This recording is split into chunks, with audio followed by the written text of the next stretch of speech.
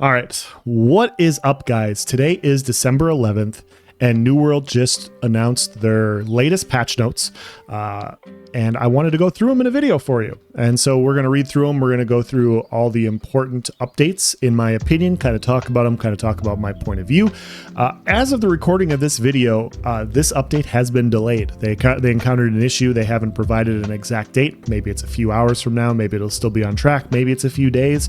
Maybe it's a week. I don't know. But regardless, we got some information to go over before the Eternal Frost update. And so I wanted to go through those. So greetings, adventurers. Unfortunately, during the final rounds of testing, we discovered an issue with Eternal Frost that has remained unresolved. Our team is working hard to address the issue and deliver this release as soon as possible. Thank you for your patience and understanding. Please stay tuned to our social for more updates. So there's the delayed update. They got new season story with the Knight of the Round Table. That'll be interesting to see if the storyline is continuing to be better than the original storylines that came out. The last one was actually quite good in my opinion, so I'm excited to actually see how this new story is going to be. New season pass, new expedition, Glacial Tarn. I'm excited for that. New artifacts, a lot of new fun artifacts coming out. We talked about them in another video. I could provide a link in the description for them if you guys want to check them out. Future updates. The following feature will release later in the season. Now, I didn't realize this. I thought that this was going to be pushed back to like season 5 or season 6. Maybe this is because I skip over a lot of PvP update, a lot of PvE updates to see PvP. I didn't see this before, but cross-world expeditions with improved group finder. So they are actually planning on doing cross-world expeditions this season.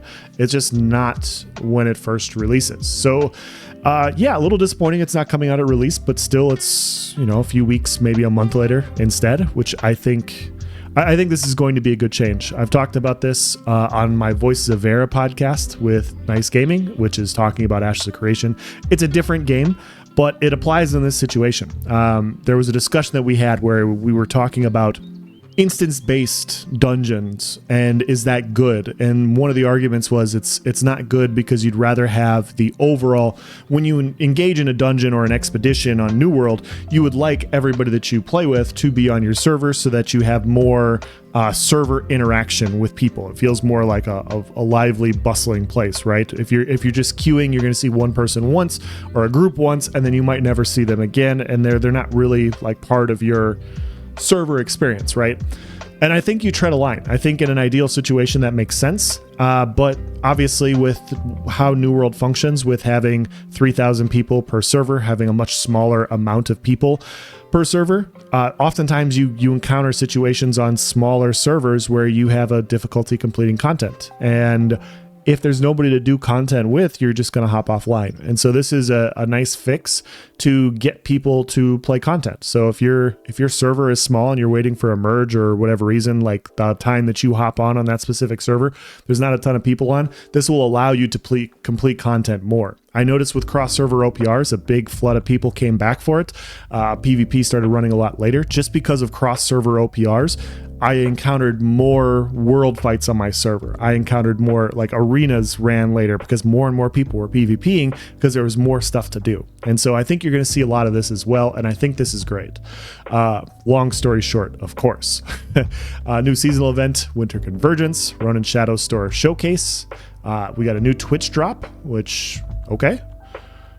And then localized VO support and updates. And then the next page is all about the season pass and everything. And then we dive into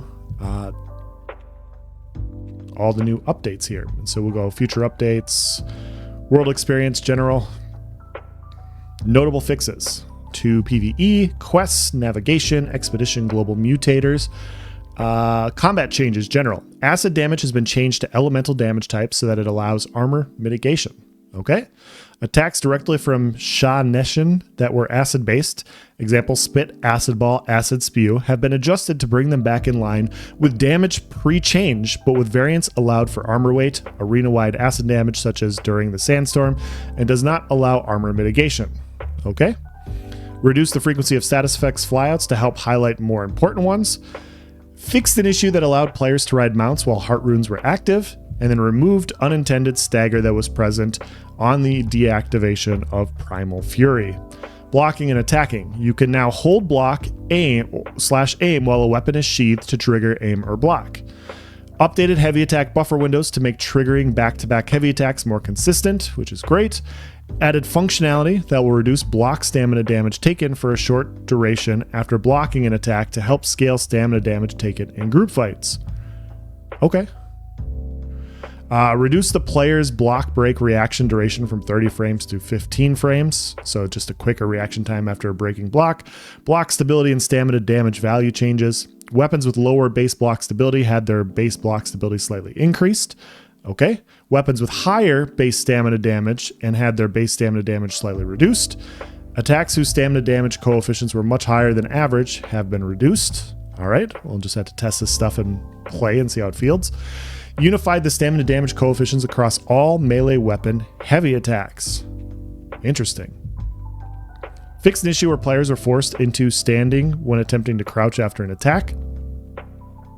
Fix an issue where weapons could not be sheathed when using toggle aim and block feature. And then fix an issue where swapping weapons would not toggle off aim block when using toggle aim and block setting. All right. Consumables, remove the consumable heal mod PvP adjustment. Consumables now heal at normal amounts in PvP. They had a reduction in PvP environments.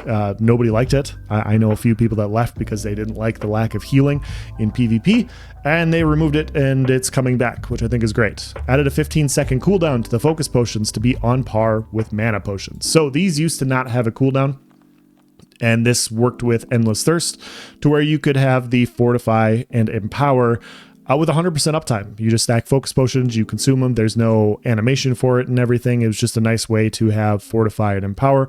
They have now changed that to add a cooldown.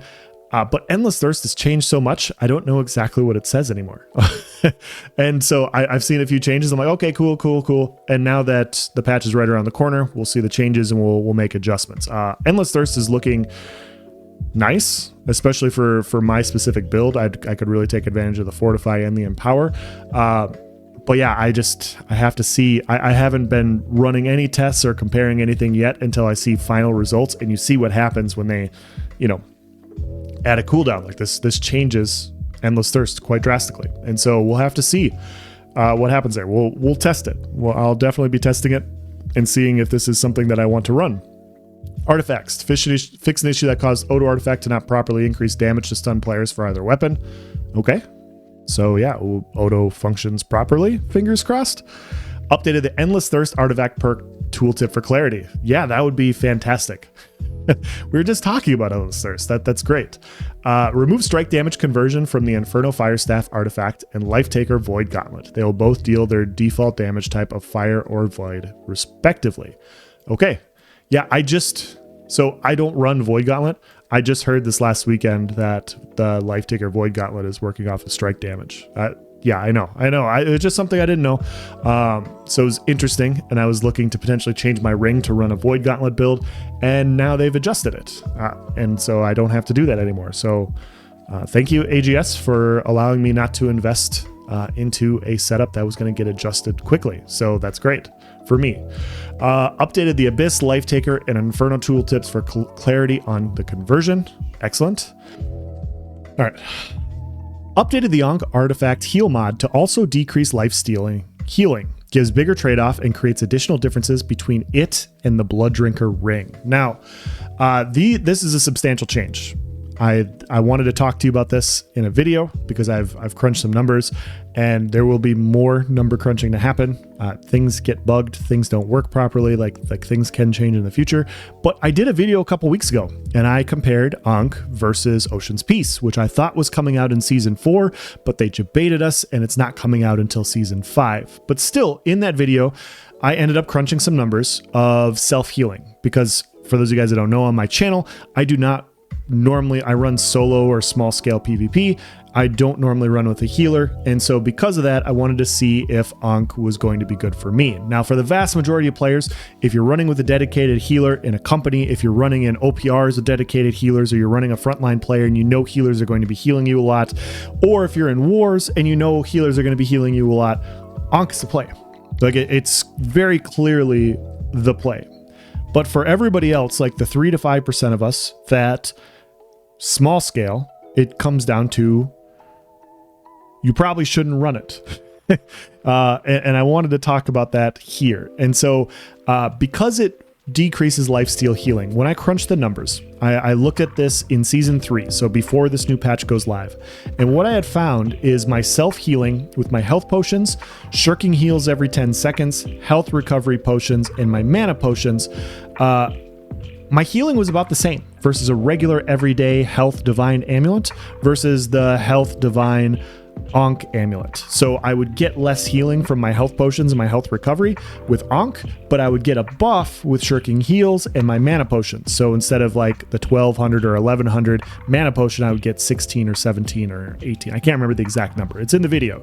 But they would offset each other and it would be roughly the same amount of healing. Now I still ran it because if I run in OPRs and like a healer all of a sudden runs by it, like if it's roughly the same thing, why spend 50k on something else that's basically the same thing? And so I was getting a leeching buff from it, and so that was nice. And so that's also another reason why I would run that over not. But there is the other value of having your healing coming more from potions and not from dodging. You know, there's some AoE situations where you're trying to proc, where you're having a hard time dodging incoming attacks. You're dealing with a lot of people. You don't want to drain your stamina. Maybe having your health come back more from potions in a severely outnumbered situation might be a little bit better than shirking heals and relying on that happening every 10 seconds. And so there was a give take there. There's like good in some situations, not as good in other situations, but overall like still a benefit for me. In season 4, I only have leeching on my ring. I don't have it on my weapons. I'm not running leeching cyclone. I'm not running any other form of lifesteal on my specific build. So for me specifically, in some fights where I am kiting and running from my life, trying to get to a position to line of sight and kill people, there will be times where Ankh and shirking heals will give me more healing because they reduce the shirking heals cooldown from 10 seconds to 7 seconds. And so now I get a little bit more healing with Ankh than I do with just a normal amulet. And so in those situations where I'm literally Jack Sparrow on a beach running for my life from incoming arrows, or I'm trying to 1v2 2 bow builds or some flame staff builds, which we know are very prominent and prevalent in OPRs and arenas, in those situations, I will be better off getting the value of shirking heals over getting the value of leeching, because I'll be running after them trying to take them out. But there are also fights where I will be encountering melee boys, and so I'll want to try to 1v2, 1v3, 1v4, a bunch of melee builds, and they're in my face. And if I'm getting a ton of leeching off of them, obviously I would want Ankh off. And so in those situations, leeching very well could offset that. And now that is with me running shirking heals. If you're not running shirking heal, this entire situation is null and void. Just don't run Ankh unless you're like a frontline build, and then of course run Ankh. If you're running a leeching, if you have leeching cyclone, if you have weapons that you have lifesteal on the weapon and you have leeching on the ring and you have leeching perks, then yes, you should take Ankh off. And so the TLDR here is, the long story short, is for the vast majority of players in wars and OPRs, it's still good. It's still going to be niche in those large scale situations. For the 3 to 5% of you that like to play without a healer and like to play solo or small scale, for most of us, it's not going to be worth running. For some of us, it could be fine, and it'll be very niche. And so I'm one of the few builds, I think, that actually it's still fine for. But for everybody, I'm not going to be recommending that anybody runs it, because it was already somewhat replaceable for me. And for just about everybody else that's not running my specific layout, it's very replaceable for you. So yeah, if you're getting heals from Void Gauntlet, if you're getting heals from a Great Axe, if you're running like Accelerated Resolve or Defender's Resolve, and you're getting the 10% more healing, and you're activating that with potions and stuff like that, there's all these other forms of healing, like self-healing, that will just offset and be better for you with leeching and with a decent amount of leeching. And so yeah, you're gonna have to look at your build. You're gonna have to compare some numbers, but they will be different. Yours will be a little bit different than mine. That is what artifacts are for. They're supposed to be niche for specific situations, and Ankh is the big group PvP artifact. That's how I would look at it. And yeah, if you don't want to crunch any numbers, that's basically all you need to know.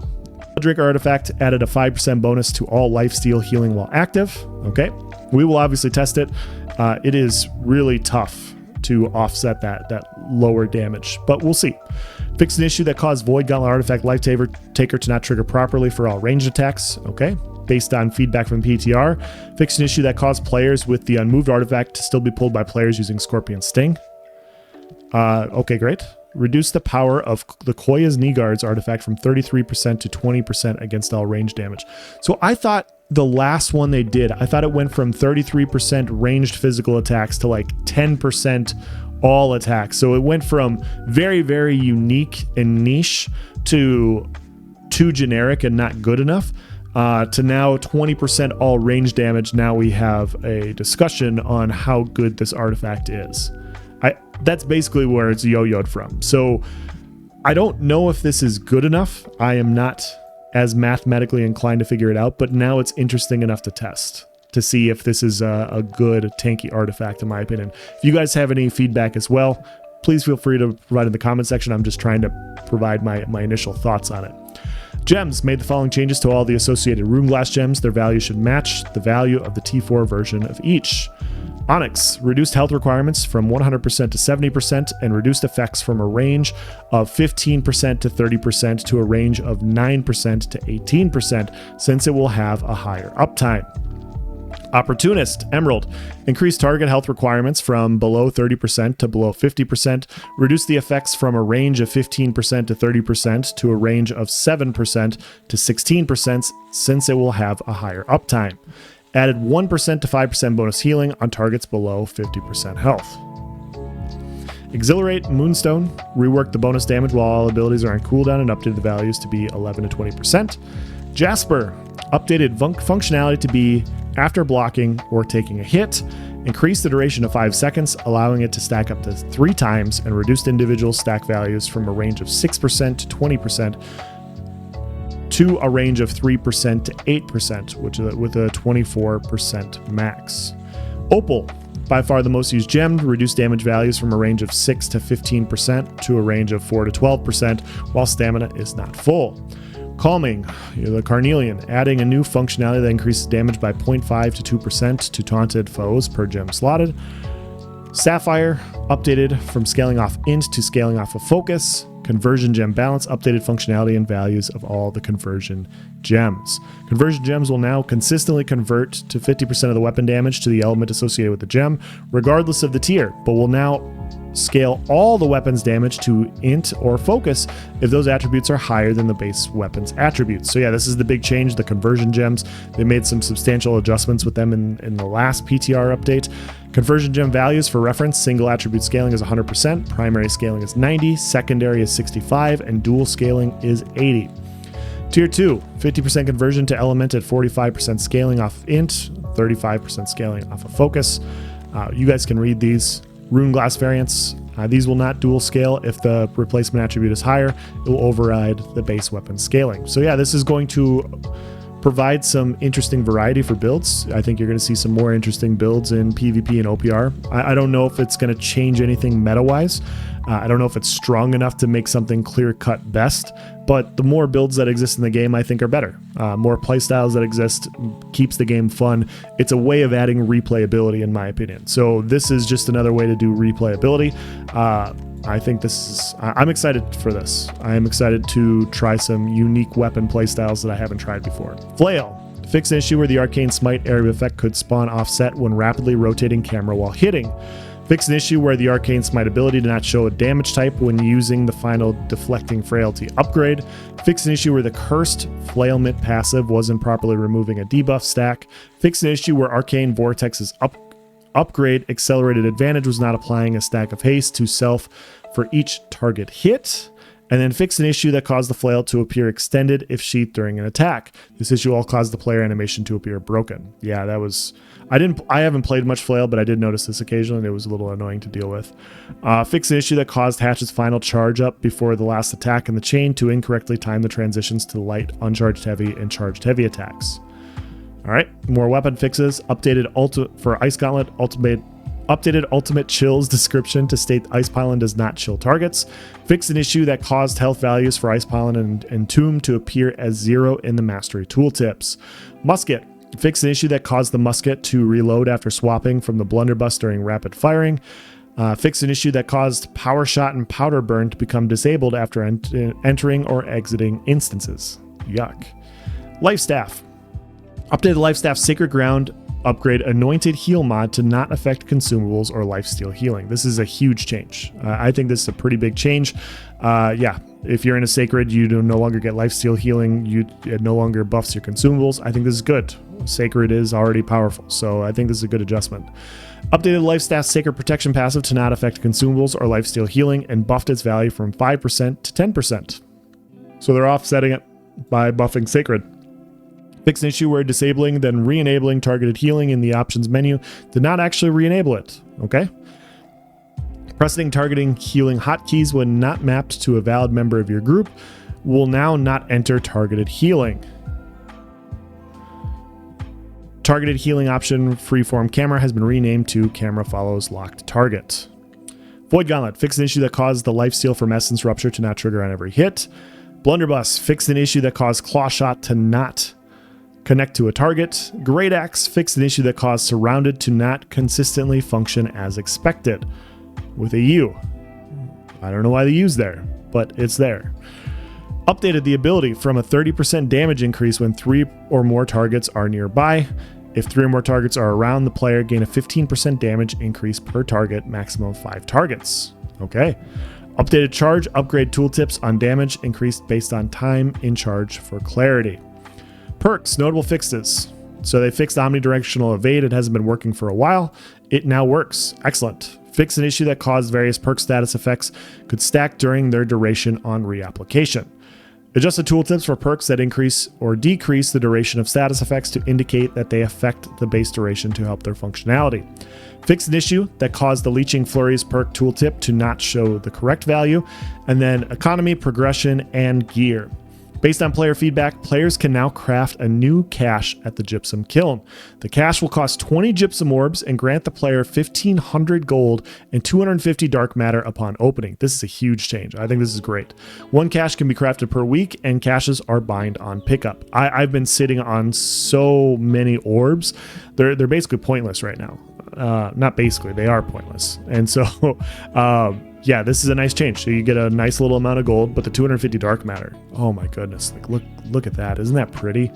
Every week you get guaranteed 250 dark matter, which means that you can upgrade one piece without doing anything else. No PvE, no farming for dark matter. You just can do one piece a week. This is such a nice change for a lot more casual players. I think this is a very nice change. Raise the Azoth cap from 1,000 to 2,500. Excellent. Flint is now in the Stone family. Flintstone. Okay. Territory booster tokens. That is a terrible joke. I apologize, guys. I'm not taking it out, though. I'm just letting you know. Territory booster tokens now correctly give 2 times territory standing when in Eden Grove. Rank 6 mentor chests now give tier 5 research items instead of tier 4, which significantly increased their amount of generated XP. These chests have also had their prices reduced from 5,000 gold to 2,000 gold. So some things are getting cheaper. Adjusted the odds of rewards in rewards track, including making artifacts more likely to appear at rank 200 or higher. Okay. Fix an issue that caused certain items to not be upgradable at the kiln. Added all Elysian Wild named item upgrade recipes at the Gypsum Kiln. Okay, so more pieces that we can do. Excellent. Fix an issue that prevented flail ability perks from rolling on flails granted from PvP reward track. Okay. Added loot spawns for some of the rare perks that were introduced in Rise of the Angry Earth to make them slightly easier to obtain. We will continue to monitor these items and may change them in the future if needed. Adamant, the health perk, the 40 to 50,000 gold health perk, can now be found in Elysian Wilds, Everfall, Great Cleave, Reekwater, and Brimstone. I have no idea what the drop rate is on this, but yeah, I'm sure people will be coming out with videos soon because this perk is damn near impossible to get. It is so freaking expensive, and this is part of the reason why I am running named PvP pieces, because I want the health perk, and it's so expensive to get otherwise. If you don't have health rolled into your first 2 pieces, yeah, good luck. Good luck. It's been expensive, but now it's the drop rate's going to be better. I don't know if it's going to. I don't know where it's going to lie. I don't know if it's still going to be expensive, or if now you'll just get these everywhere and, you know, there'll be 1,000 gold. I have no idea. I have no idea, but you might have if you can find a decent adamant farm for whatever reason, you might have a chance to make some gold. Hardened Crystal, Enchanted Ward can now be found in Cutlass Keys, Weaver's Fen, Shattered Mountain, and Restless Shore. Fix Timeless Shards so that they can drop from one boss per expedition. Remove Timeless Shards drop from Alluvium Marl, Eden Grove, and Scylla in Lazarus. Anubian Goliaths, the Ennead can now drop Timeless Shards, and Mahantaram in Savage Divide can now drop Timeless Shards. Gear changes. We're almost done, guys. We're getting there. The new expansion foods now have a proper recovery buff with a matching duration. Remove the vernacular referring to raising the minimum gear score of items because items no longer roll in a range when crafted. Fix an issue that caused the named Void Gauntlet, Nathan's Hammer, to roll with a Warhammer ability perk. Old versions of this item are unchanged. Newly rolled versions will now have Shirking Lightning instead. Okay. So yeah, for those of you Void Gauntlet and Warhammer guys, you might want to go check this out. Shirking Lightning. Fix an issue where if you crafted multiple items and one became a named item, you would not receive the other items. Yikes. Fix an issue that caused the Fisherman Light Armor to display without proper icons for male player characters. Fix an issue that caused some lower tier items to roll perks incorrectly, preventing them from rolling at the appropriate rarity. We have added the artifact Endless Thirst to the loot table for the final boss in mutated versions of Savage Divide. We have also added Tumbler feet wraps to OPR caches. Now, for those of you guys that don't know, they were in the Season Pass, and so they had to put them somewhere because they're not going to keep putting them in the Season Pass. You can only loot each of these items once. If you acquired them from the Season 3 Pass, you will not be able to loot them again. Reinforced Orichalcum Bow Charm now has the correct ability name of Empowering Explosive Arrow instead of Empowering Splinter Shot. Fixed an issue where tooltips would sometimes show scientific notation for values. Change the name generation for PvP reward track accessories without unique names to include the attribute suffix. Okay. Fixed an issue that prevented Covenant Faction Seal upgrade crafting recipe from appearing for rank 3. Game mode rewards. We're improving Outpost Rush rewards by guaranteeing that items given as a result of participation are loot biased. Items from level 65 Outpost Rush reward caches also now roll only a slightly improved gear score range for players. Yeah, I have not, I'll be honest, I have not gotten a single good Outpost Rush gear score run this entire season. Like, there's nothing where I've not picked up a single thing worth getting. And occasionally, I've gotten pieces worth getting, looting in open world PvE and PvP. Obviously, this needed a change, and so I am hopeful that this will be better, but we will see. We originally wanted 3v3 arenas to be more challenging space with additional values for the winning players, so we greatly improved PvP XP and salts given by the mode in the expansion update. It was a successful change in that sense, but now our other PvP game modes are suffering. We're reducing 3v3 arenas so they don't overshadow other modes as much. As a result, Outpost Rush and War will grant greater rewards. Players hitting the maximum contribution in War and Outpost will now receive 5,500 PvP reward track XP and 4,000 Azoth salts. Outpost Rush also now gives 20 dark matter for maximum contribution players, and the lower contribution tiers have also been increased. So that's some dark matter. It's tough to get dark matter, so that's something. The maximum reward given by 3v3 arenas has been reduced to 1,200 XP and 500 salts. The other contribution tiers have also been updated in a similar fashion. So yeah, so roughly you have to do 4.5 3v3s and win versus 1 OPR, which, depending on if you're waffle crushing your arenas, arenas might still be better just because, you know, sometimes in OPRs you get that 40-minute OPR. So, but yeah, they're just making them closer to where you get rewards more equally. I've been speedrunning arenas for this very reason. It's just easier to upgrade my PvP tracks, but no more. Influence Race reward casters now roll items in a significantly improved gear score range that is in line with other PvP content for max level players. Influence Race caches now also grant 10 dark matter for max level players. Come on, man. Come on. Improve the gear score of invasion cache items. At 45 minutes of influence races and you get 10 dark matter, the gear better be good. That's all I'm saying. That's all I'm saying. Refactor the way certain loot is provided to improve loot results for expedition bosses. This prevents issues where expedition bosses, including mutators, would not grant valuable loot or would sometimes grant no equipment and a very high number of things like craft mods. All right. Fix the issue that caused many items in the game to be unable to roll new perks, as such as health or enchanted ward. This will be most noticeable in PvP game mode rewards like Outpost Rush. All right.